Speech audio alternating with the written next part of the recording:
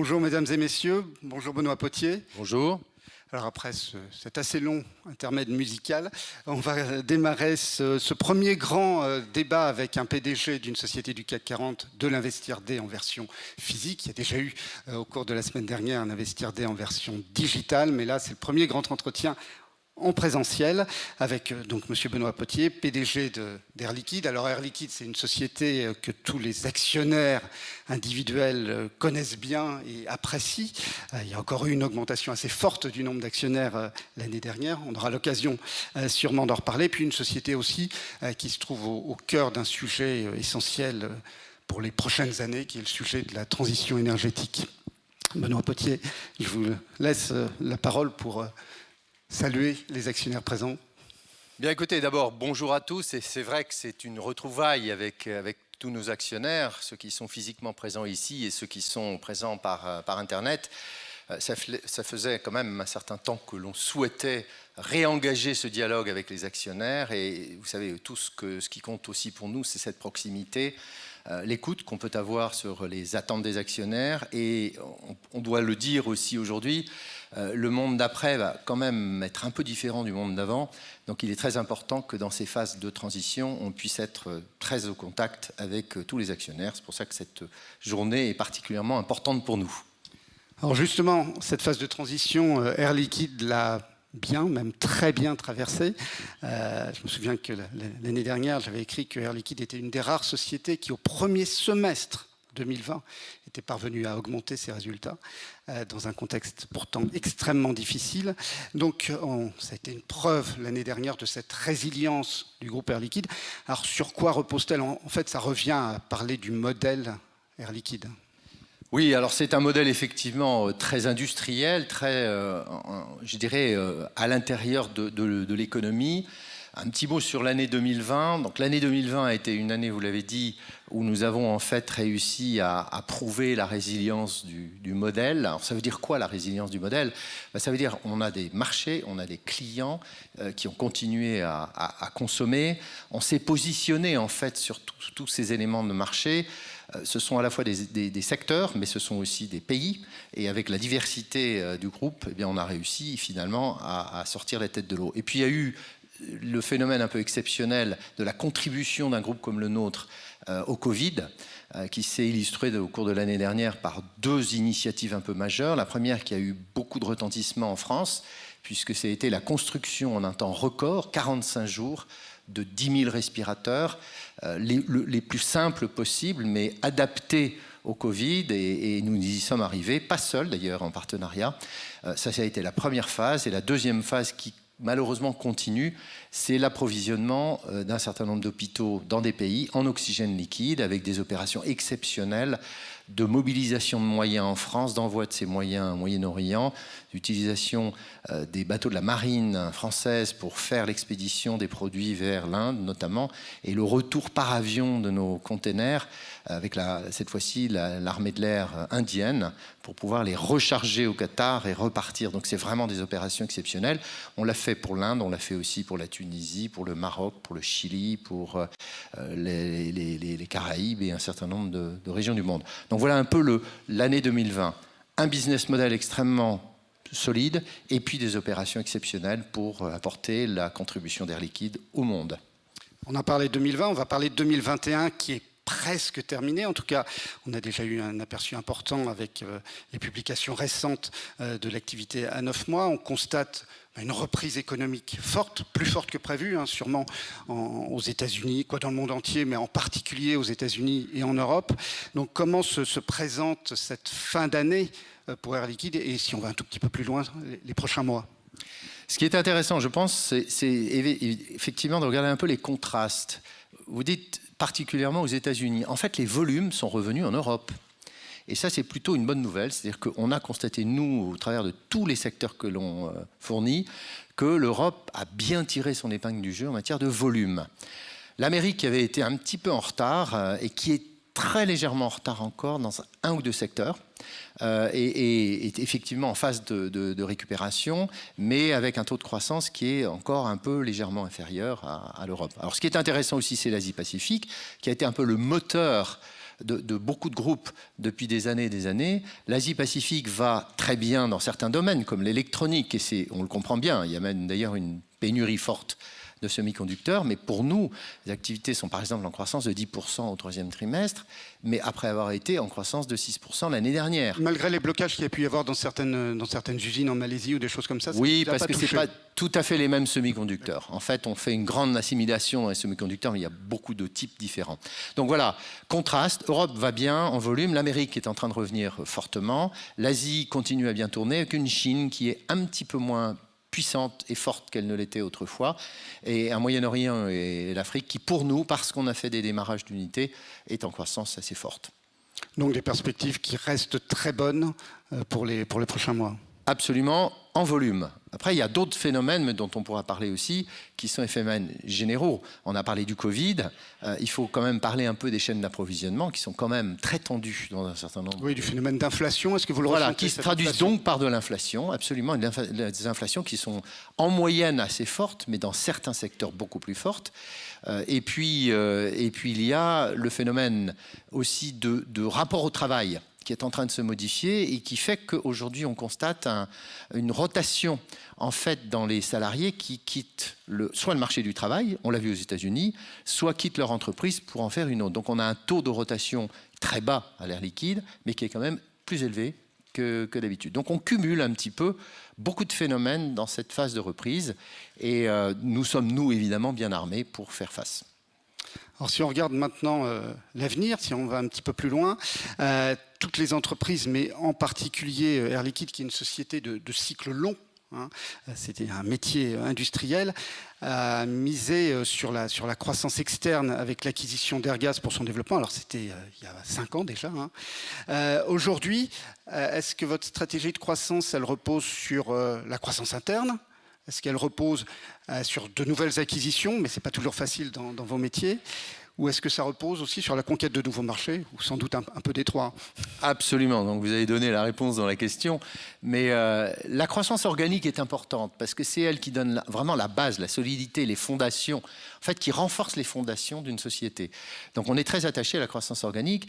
La croissance organique, il faut la ramener à la production industrielle mondiale dans nos métiers, ou au PIB des différents pays. Donc on est toujours très axé sur cette croissance organique, encore une fois, parce que c'est elle qui vraiment va nous permettre, à très long terme, de croître et de se développer. Et le groupe croît toujours PIB plus un petit pourcentage? pourcentage? Le groupe croît, le modèle, et statistiquement, c'est PIB+, ça a été même un facteur multiplicatif du PIB ou de la production industrielle plus inflation.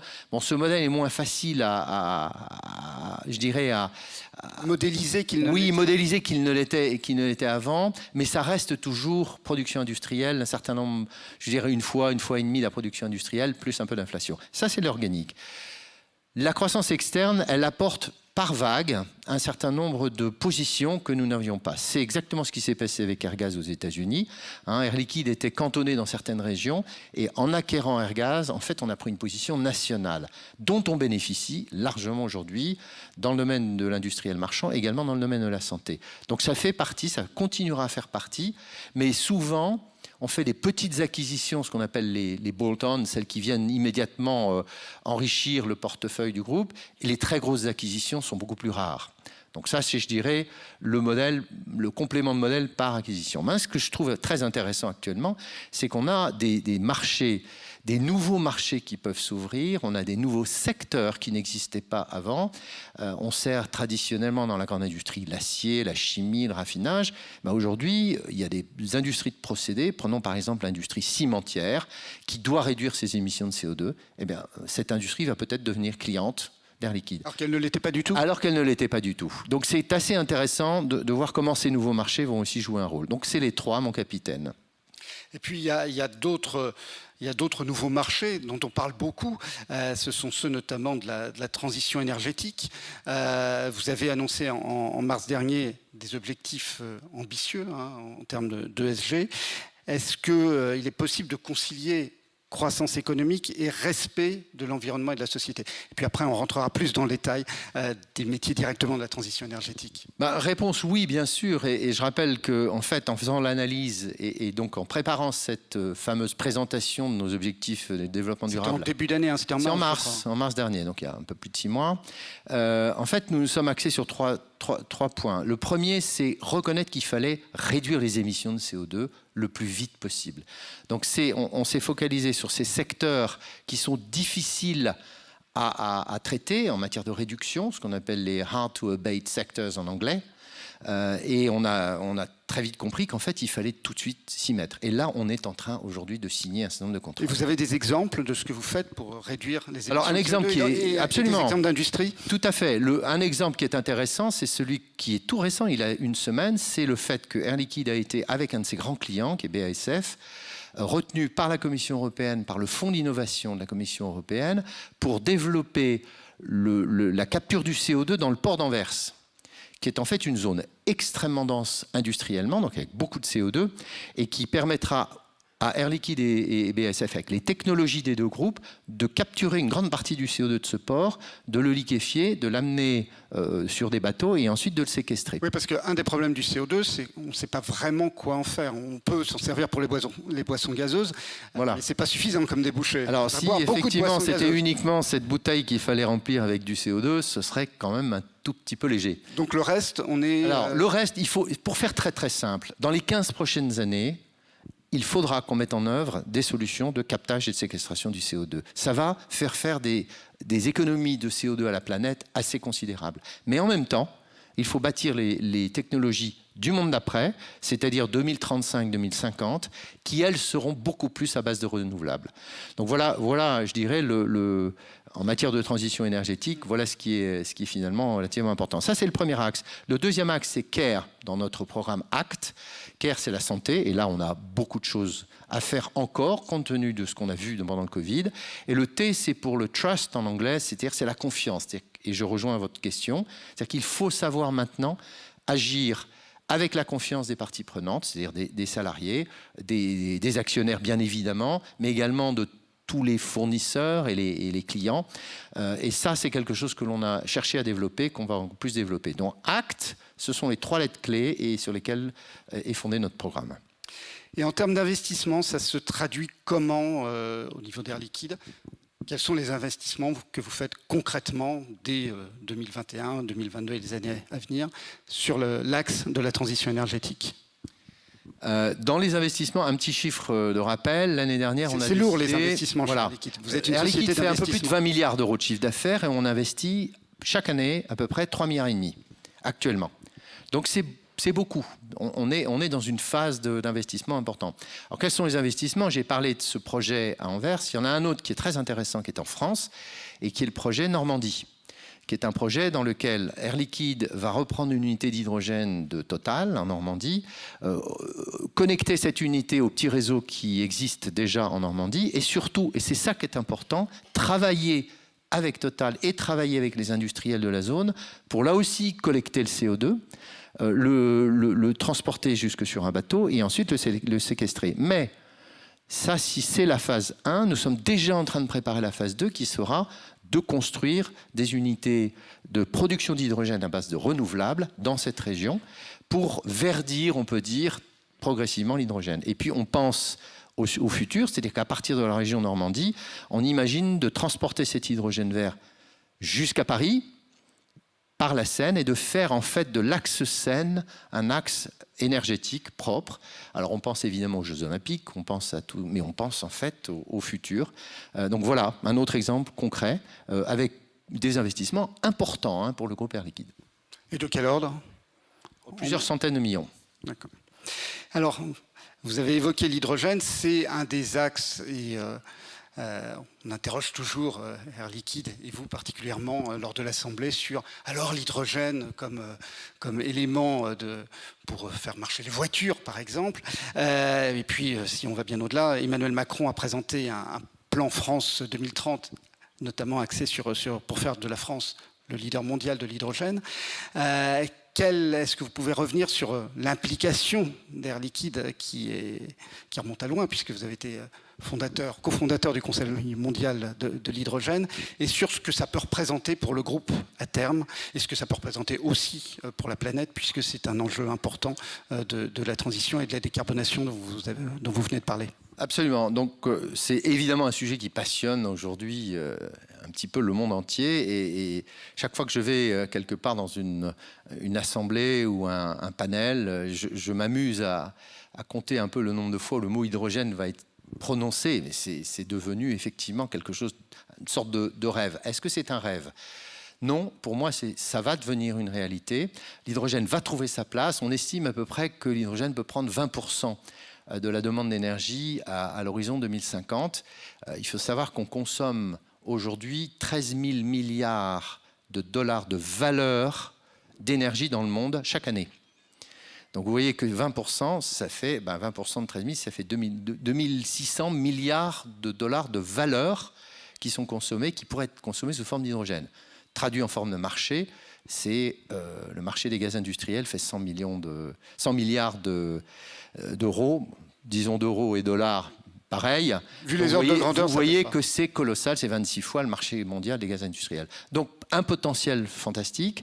Alors on vise 2050, mais ce que je disais tout à l'heure, c'est qu'il faut en fait faire le point intermédiaire qui est 2035, qui est un peu le point que nous sommes donnés, nous, pour se dire qu'est-ce qu'on veut avoir fait. On a dit, on voudrait avoir en fait triplé les ventes d'hydrogène, passer de 2 à 6 milliards et investi 8 milliards. À l'échelle d'Air Liquide, c'est beaucoup, mais à l'échelle de ce qui est possible, c'est encore peu.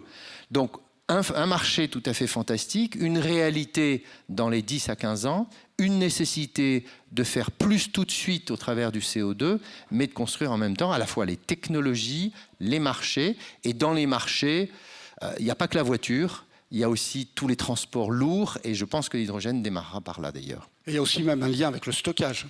Le stockage joue évidemment un rôle, vous avez parfaitement raison, parce qu'en fait, tout ça, c'est, je dirais, le redimensionnement des systèmes énergétiques. Aujourd'hui, on a des mix, qu'on appelle les mix énergétiques, qui sont donc du gaz, du charbon, du pétrole, du nucléaire, du renouvelable. Et en fait, ce mix, dans chaque pays, est en train de changer.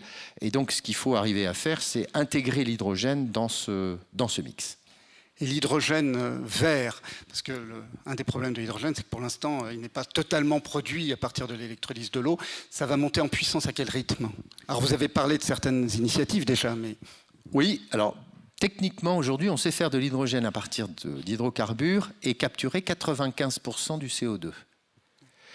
Ce n'est pas les chiffres qui sont nécessairement cités partout, mais ça, c'est les ingénieurs d'Air Liquide qui, depuis de nombreuses années, étudient ça très précisément. Et comme vous savez, on a un pilote industriel qui tourne en Normandie depuis 6 ans et qui est donc opéré par nous et qui donne les vraies valeurs, c'est-à-dire celles sur lesquelles on peut s'appuyer. Donc on est quand même capable déjà de faire 95%. À partir du procédé classique à de partir production. des procédés classiques, ce qui est énorme.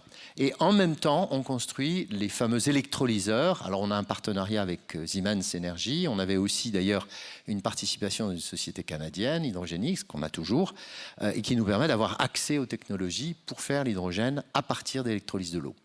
Et ça, ce sera à quelle échéance pour devenir vraiment important dans le mix de production d'hydrogène? Si on considère qu'un électrolyseur de 100 MW, qui est déjà une belle unité, est à peu près la taille mondiale du futur, c'est-à-dire des 15 prochaines années, on est déjà en train d'opérer, nous, un électrolyseur de 20 MW qui fonctionne au Canada.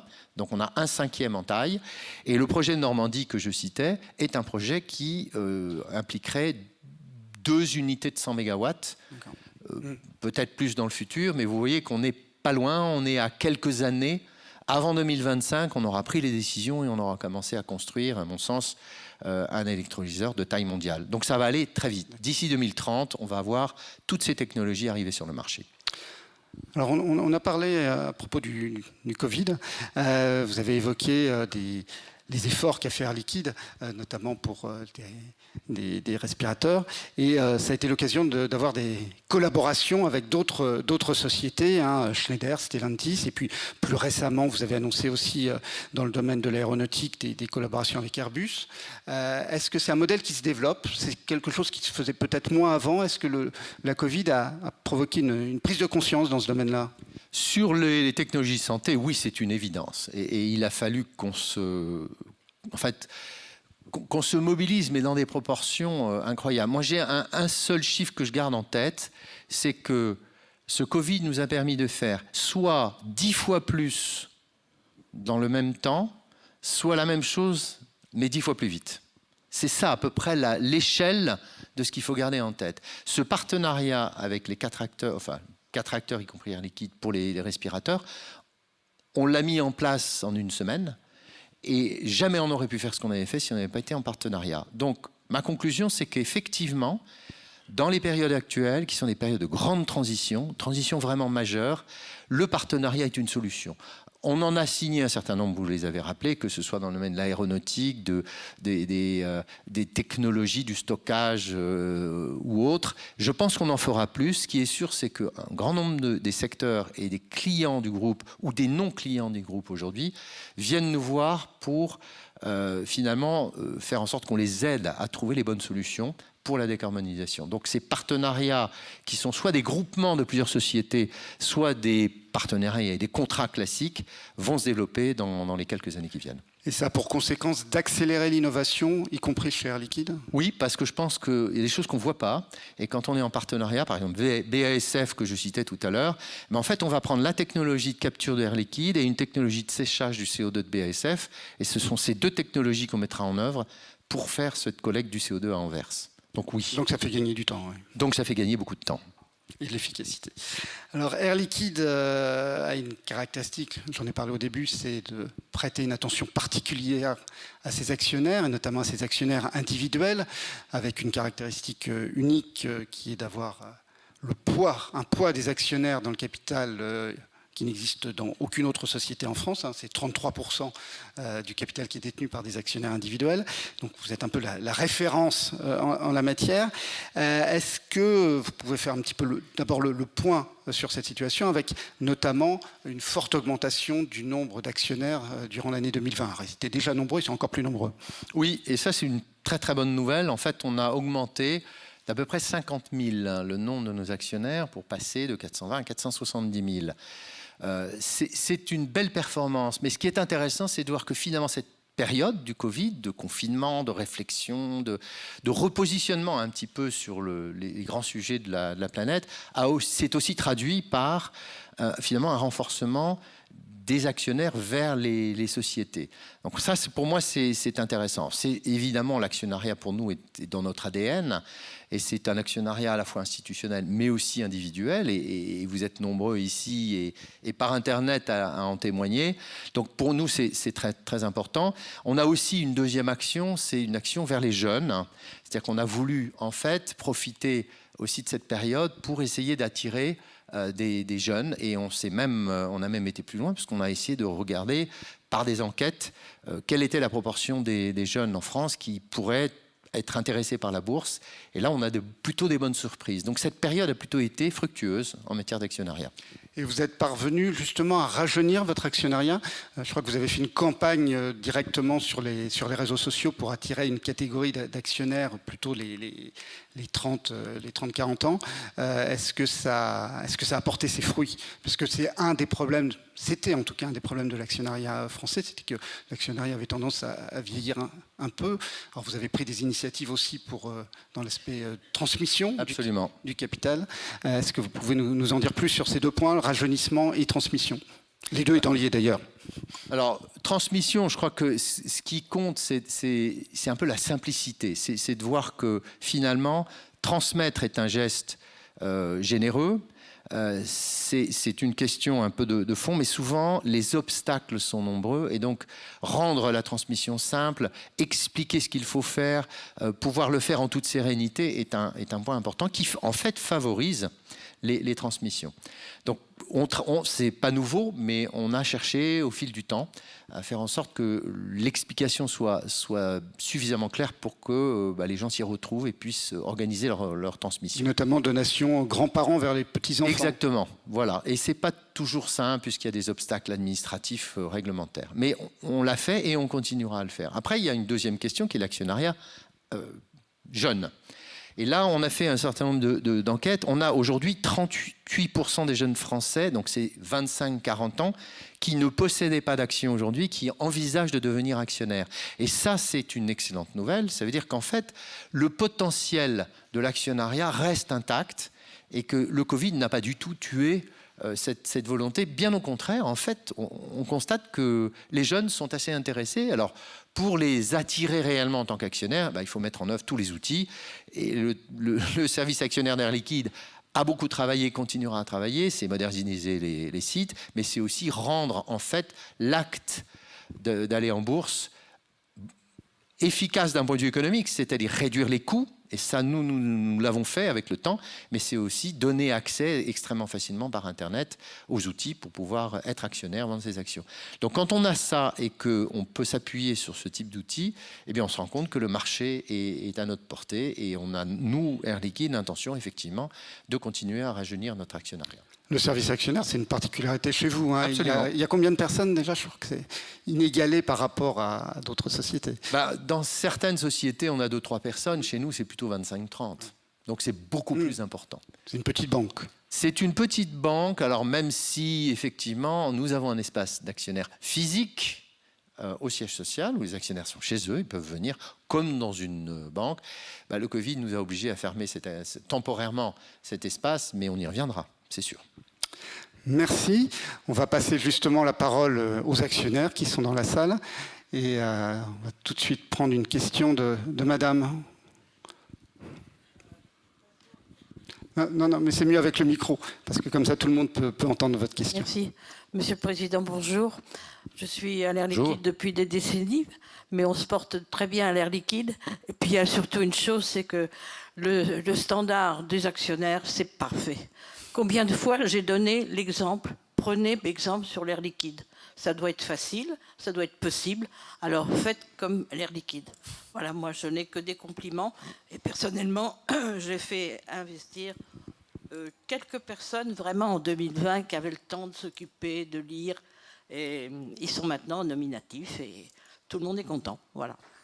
C'est pas une question, c'est une constatation. Eh bien, écoutez, merci beaucoup. En tout cas, ça nous fait très plaisir parce qu'effectivement, on travaille beaucoup pour ça.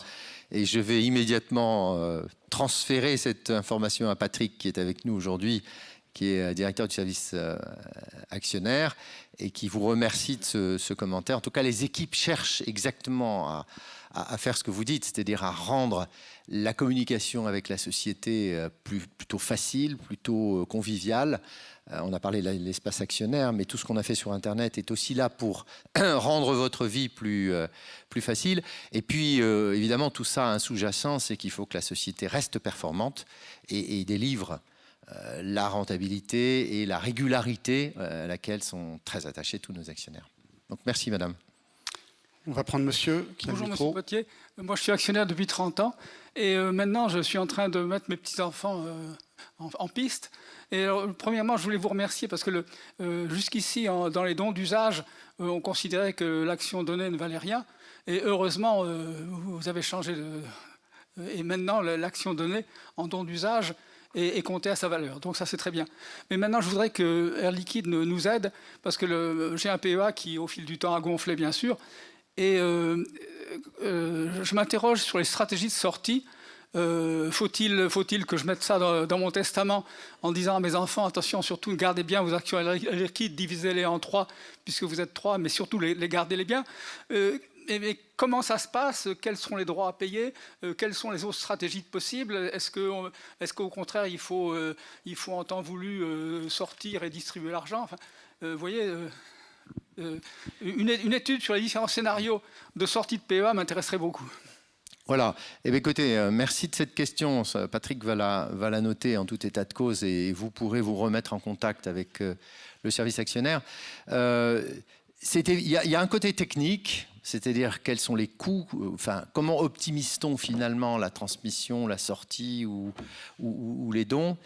Et puis après, il y a aussi évidemment une question plus patrimoniale et familiale, qui est quelle stratégie a-t-on vis-à-vis de ses enfants et de ses petits-enfants. De mémoire, pour avoir longuement discuté avec Patrick sur tous ces sujets-là, en fait, la difficulté c'est que l'absence de préparation dans les successions fait que quand on a les droits de succession à payer, en général, le premier réflexe du notaire, c'est de vendre. C'est de vendre les actionnaires liquides. Et les actionnaires liquides, en général, sont bonnes à vendre. Non, mais quelque part, c'est ce que souvent on considère. Donc, parce que c'est la facilité. Donc c'est vrai que la préparation d'une sortie d'un portefeuille pour des donations ou des transmissions est quelque chose qui est important et qui se prépare. Alors je pense que ça, on peut facilement vous aider si vous vous mettez en communication avec le service actionnaire. Oui, c'est dans le cas du PEA, j'ai bien compris. Ben, c'est toujours la difficulté, c'est que le cadre, il est ce qu'il est. Et qu'on ne peut pas toujours faire ce que l'on veut, justement pour conserver les droits du PEA. Donc moi, je ne vais pas m'engager aujourd'hui, mais je pense que le service actionnaire pourra vous donner les informations. On va prendre là sur la gauche et puis on reviendra au centre après. Oui, bonjour Monsieur le Président. Bonjour. Je suis un petit actionnaire aussi d'Air Liquide depuis de longues années. J'ai lu dans la newsletter que vous envoyez régulièrement et qui est très intéressante que vous aviez décidé des investissements importants en Chine pour une modernisation technologique de très haut niveau. Est-ce que vous ne pensez pas que ces investissements sont risqués aujourd'hui, compte tenu de ce qu'est l'évolution de la politique du Parti communiste chinois, à la fois en interne et à l'international? Alors, la question est très pertinente. C'est-à-dire qu'on a aujourd'hui, quand on regarde l'évolution du commerce mondial, mais de la géopolitique, on a une interférence forte entre la géopolitique et l'économie. Et on ne peut pas aujourd'hui ignorer effectivement qu'investir dans une zone du monde, c'est prendre une position qui peut éventuellement soit être risquée, soit se retourner un petit peu contre nous. Alors, quand on regarde la Chine, qu'est-ce qu'on fait en Chine? On a le marché local, à travers de ce qu'on appelle, nous, l'industriel marchand. Si vous voulez, c'est les petits consommateurs qui, en tout état de cause, sera toujours assez peu affectés par la géostratégie, parce que vous êtes entre une usine et 100 km de l'usine, vous avez un consommateur qui a besoin de produits, vous avez l'usine, vous êtes compétitif, on continuera à acheter. Ce métier va bien en Chine, y compris au 3e trimestre. Donc sur ces sujets-là, on a assez peu... Alors, attends, mademoiselle, est-ce que vous pouvez juste vous décaler un tout petit peu? Non, de l'autre côté, voilà, merci. Parce que quand je parlais à monsieur, c'est mieux de pouvoir le voir, merci. Donc ça va bien. Le domaine de la santé, un peu plus long à se démarrer parce que c'est très étatique. Maintenant, quels sont les autres domaines? La grande industrie.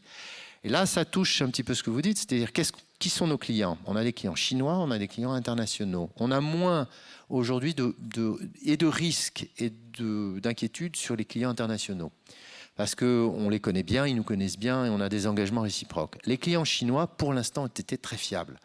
C'est-à-dire que côté client, si vous voulez, on a assez peu de risques. Après, c'est les autorités et ce sont les règles qui sont fixées. Par exemple, en ce moment, on a ce qu'on appelle le Dual Energy, le C, je ne sais plus ce que c'est que le C, le concept, qui consiste en fait à décider par le gouvernement des usines qui vont arrêter, soit parce qu'il n'y a pas assez d'énergie, soit parce qu'il y a trop d'émissions de CO2. Et donc, on est actuellement soumis à ce sort de régime, en fin d'année notamment, pour remplir les engagements CO2 de la Chine. Et donc ça, c'est un risque et on est plus prudent qu'on ne l'était autrefois sur les investissements pour ces raisons-là. Puis il y a le dernier sujet qui est l'électronique et qui, lui, est beaucoup plus sensible. Parce que la Chine veut s'équiper, effectivement, d'usines de semi-conducteurs. Nous avons, nous, les compétences pour le faire. Nous le faisons, mais nous sommes quand même assez vigilants sur les choix d'investissement qui sont faits aujourd'hui. Donc, pas lieu de prendre des décisions immédiates et drastiques, mais une grande vigilance sur le mix des investissements que l'on fait pour les années à venir. Et dans la grande industrie en Chine, les clients occidentaux pèsent plus lourd que les clients chinois? C'est eux qui nous ont permis de démarrer notre activité. Donc oui, ils pèsent lourd. Dans un deuxième temps, dans l'histoire de développement d'Air Liquide en Chine, on a fourni les JV entre des clients chinois et des clients internationaux. Et puis nous sommes allés sur le marché chinois, mais qui, encore une fois, je le dis, toute sincérité, qui est un bon marché, avec des clients sérieux qui nous suivent, très peu de problèmes et de risques. Donc plus une grande vigilance pour ne pas faire d'erreurs qui nous coûteraient dans le long terme. On va prendre au milieu, on parlait des jeunes actionnaires, on va prendre le monsieur qui est là. Bonjour. Bonjour. Vraiment, merci de répondre à nos questions. Alors, en l'occurrence, moi, ça va être une question un peu... forcément, on va parler d'hydrogène. Je suis chimiste de formation et j'ai un peu une question en 3 points. On parle tout le temps d'hydrogène vert, d'électrolyse de l'eau, mais au final, pour faire fonctionner ces électrolyseurs, il faut de l'énergie. Et on a simplement déplacé le problème, étant donné que l'hydrogène, c'est un vecteur énergétique, mais ce n'est pas une source d'énergie à proprement parler. Donc quand on parle d'hydrogène vert, premièrement, quelles sont les sources d'énergie? On va parler d'éoliennes, je suppose, d'hydroélectrique peut-être. Je pense que le nucléaire, c'est aussi une énorme piste dont aujourd'hui on ne parle pas assez. Et c'est le premier point, quelle sera la source d'énergie par rapport à cet hydrogène vert? Quelles sont les pistes de stockage? Parce qu'aujourd'hui, on parle aussi que du dihydrogène, souvent sous forme gazeuse pour le stockage. Est-ce que Air Liquide regarde aussi d'autres pistes, comme par exemple l'ammoniac, étant donné que ce qu'on veut dans le vecteur d'hydrogène, c'est uniquement pouvoir libérer l'hydrogène. L'ammoniac, c'est une piste. On a déjà, en plus, beaucoup d'industriels où les infrastructures sont déjà présentes pour l'ammoniac. Et on n'a pas besoin de changer ces infrastructures pour passer au dihydrogène. Donc ça, c'est le deuxième point. Et le dernier point, à quel niveau de la chaîne de valeur Air Liquide veut se placer, c'est-à-dire sur la production, sur le stockage ou sur l'intégralité de la chaîne de valeur, c'est-à-dire sur tout ce qui touchera à l'hydrogène, ou est-ce que c'est uniquement sur la production? Voilà. Et Benoît Potier, vous avez grosso modo 3 minutes pour ça. Ah mais je vais répondre en moins, il n'y a aucun problème. Alors, vous avez parfaitement raison. Le vrai problème est celui de l'énergie primaire, plus que l'hydrogène qui est un vecteur d'énergie. Aujourd'hui, tout le monde envisage que l'hydrogène vert se fera sur du renouvelable. Mais on sait aussi que le renouvelable est intermittent, qu'il n'est pas disponible partout dans les mêmes proportions. Il est disponible dans un certain nombre de pays, l'Australie, le Moyen-Orient, l'Afrique du Nord, le Chili, etc. Donc il y a un certain nombre de pays qui sont intéressés à faire tourner des usines solaires pour produire de l'électricité et ensuite de transformer cette électricité en hydrogène pour pouvoir exporter leur énergie vers les marchés. Donc cette chaîne est en train de se mettre en place. C'est du renouvelable. Le nucléaire, qui est une deuxième énergie bas carbone, nous sommes agnostiques en matière d'énergie bas carbone, c'est-à-dire que si le nucléaire peut être utilisé, il doit l'être. Il l'est en France. En matière de nucléaire, vous savez qu'on parle, de reconstruire des réacteurs de type EPR, mais également de développer les technologies SMR, c'est-à-dire les petits réacteurs modulaires. Alors pour ceux qui ne sont pas familiers avec ça, vous savez qu'on a des sous-marins nucléaires. Donc on a des petits réacteurs qui font tourner des sous-marins et qui donnent l'autonomie. Si on prend cette technologie des sous-marins et on l'applique à des petites centrales, eh bien on a ce qu'on appelle les petits réacteurs modulaires. Il y a beaucoup d'efforts dans le monde entier qui sont faits sur ces technologies. Avantage, c'est que les déchets sont beaucoup plus neutres, voire presque neutres totalement par rapport aux déchets des grosses centrales. Donc on a peut-être une énergie du futur décarbonée qui est intéressante. Donc à la fois nucléaire et renouvelable. Ça, c'est la réponse à votre première question. La deuxième question, piste de stockage. Alors, nous opérons, une caverne aux États-Unis qui est connectée à notre réseau de pipeline. Qu'est-ce que c'est qu'une caverne? En fait, on fait un trou dans le sol, on va jusqu'à 2 km de profondeur, dans des couches de sel. On dissout le sel pour faire une sorte de bulle, de réservoir cylindrique. Et dans ce réservoir, on stocke l'hydrogène sous pression. Alors, vous allez me dire, mais est-ce que ce n'est pas dangereux, etc. Sachez que ça existe déjà pour le gaz naturel, puisqu'en France, en Allemagne, en Europe, partout dans le monde, il y a des réserves de gaz naturel qui sont faites selon ce même procédé. Donc le stockage en grande quantité, on est capable de le faire. Est-ce que c'est le seul moyen de le faire? Non. On peut aussi stocker dans des points de consommation de l'hydrogène sous forme liquide, ce que Air Liquide sait faire très très bien depuis très longtemps. Je regarde l'heure, pas de problème. Donc, c'est à la fois les technologies qui existent mais qu'il faut développer fortement, dont il faut baisser les coûts, et en même temps les technologies que nous, on utilise pour le spatial, etc. Est-ce qu'on peut envisager d'autres vecteurs d'hydrogène? Oui, l'ammoniac, très certainement. Le méthanol, mais qui a du carbone encore, donc qui n'est pas parfait.